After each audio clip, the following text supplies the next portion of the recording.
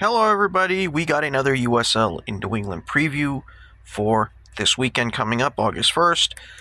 For this one, it's going to be the Hearts of Pine. They play at 7 p.m. on Saturday in Greenville against the Triumph at their fancy new stadium. And Portland's going into this game.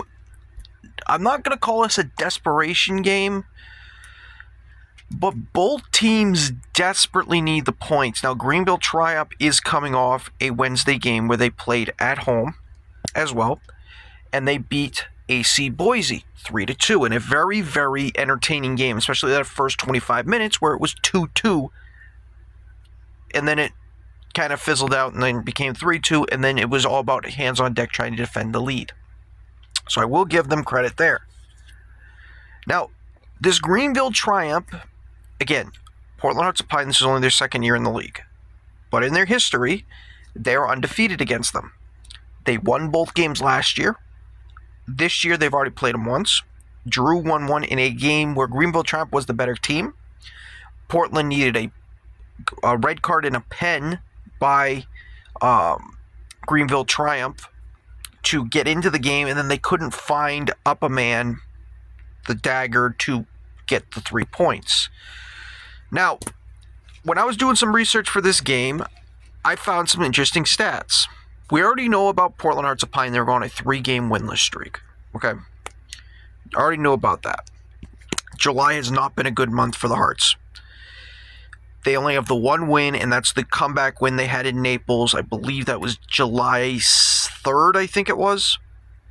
So that's how long ago it's been since they've won an actual league game. I'm not counting the Jägermeister USL Cup game because they were already eliminated. Basically, it was a friendly at that point.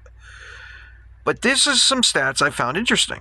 On the Greenville Triumph side, they haven't had a clean sheet in 4 games. Okay, that's typical, not bad.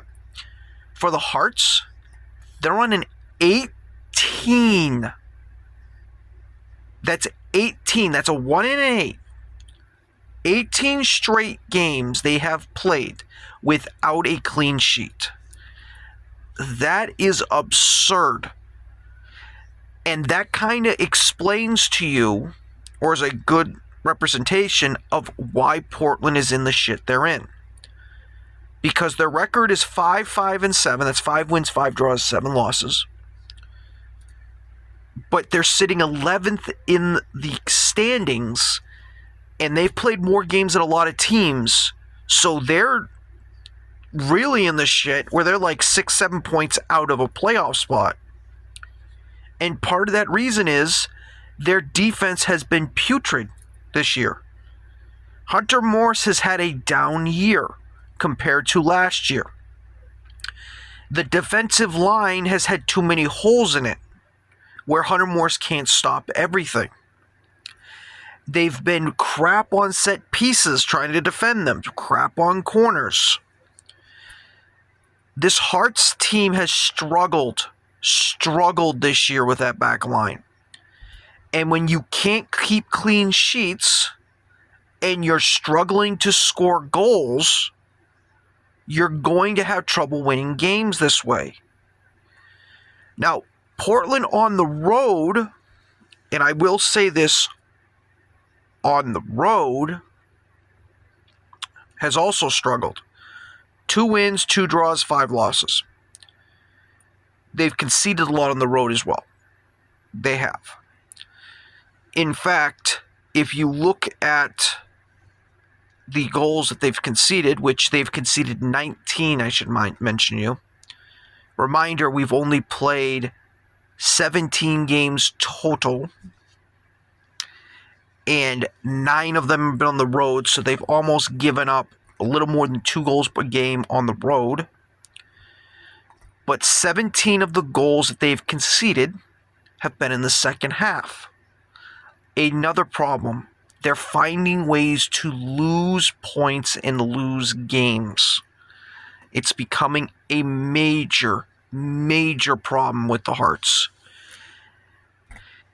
Now, for their opponent in Greenville, that they're going to be playing down in Greenville, there is something that needs to be said here. about this Triumph team. At home, I should also probably mention their record is 5 wins, 2 draws, 9 losses. So they're below the Hearts. At home, though, they're pretty good. 4 wins, 1 draw, 4 losses. Again, nothing to sneeze at, nothing to say write your home about and say this is a dominant team at home. But they are a better team at home. Like, where they're getting the majority of their wins, 4 of their 5 wins has been at home. But at home, this Greenville Triumph team is a team that wants to get out ahead and wants to be a team that's not chasing the game.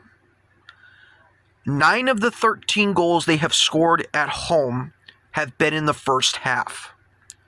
Now, the reason why I mention that is because when I said if you remember earlier, I just said the Hearts conceded 17 of their 19 goals in the second half. Defending in the first half has not been an issue for the Hearts. If they can keep Greenville off the board in the first half, they give themselves a chance in this game. Now, for Greenville in the second half, though, this is where things get a little interesting for them. And it also becomes interesting for the Hearts. So, between the 60th and the 90th minute, so basically towards the last third of the game, of the 13 goals they've conceded, I should also mention that their goal differential is 0. 13 goals scored at home, 13 against. But of the 13 goals they've conceded at home, 7 of them, almost a little more than half, have been in that final third of the game. That has been a major issue with Greenville as well. So I just mentioned that Hearts have been having trouble conceding in the second half. This has been a problem with Greenville at home. They didn't have that issue this time against AC Boise, but they had it. There was a chance and there was a rush where they were literally on their heels and they got away with it. For the Hearts, their offense, after the 75th minute, they've scored 7 of their 12 goals on the road after that time. So there is a great opportunity in this game for this to be a wild finish. I really do think this is going to be a wild finish, but there's a couple of keys I want to point out here for the Hearts to get the 3 points that they need. The back line has to be flawless.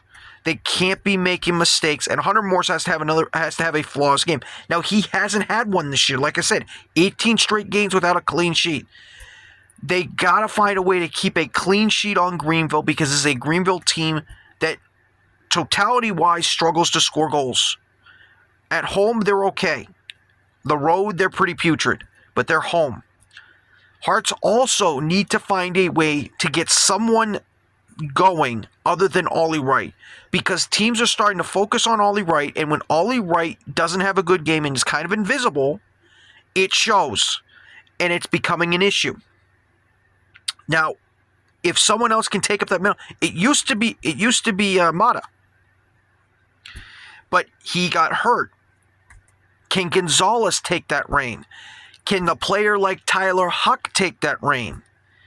A player who I think should be starting for this team.